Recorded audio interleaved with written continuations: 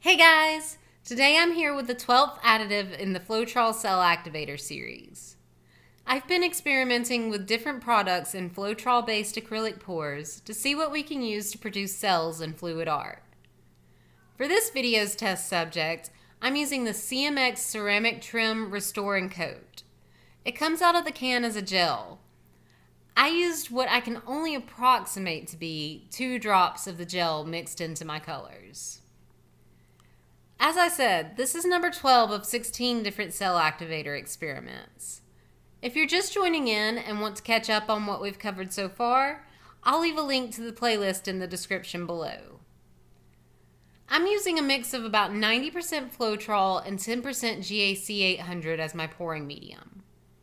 I chose Liquitex Basics in Cadmium Yellow Light Hue, Pyrrole Red, and Ultramarine Blue, and my base paint is Amsterdam Titanium White.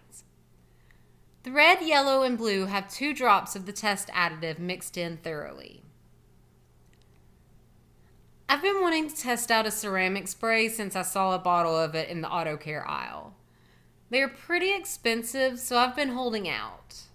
I happened to come across this CMX ceramic coat on sale, so I decided I'd go ahead and take my chances with it. Since it does come out as a gel, I can only guess at the amount 2 drops would be, but I did use a dropper to add it into the paint. The ceramic coat is another one that is kind of slow to start. It doesn't produce a ton of cells immediately upon hitting the canvas. Once it's stretched out and I hit it with the heat gun, it started to come to life more.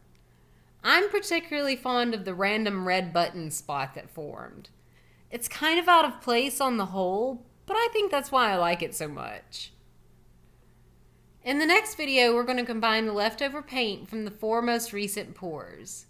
We will be combining the Rain-X Graphene, Blaster Industrial Silicone Spray, Blaster Multimax Spray, and the CMX Ceramic Coat.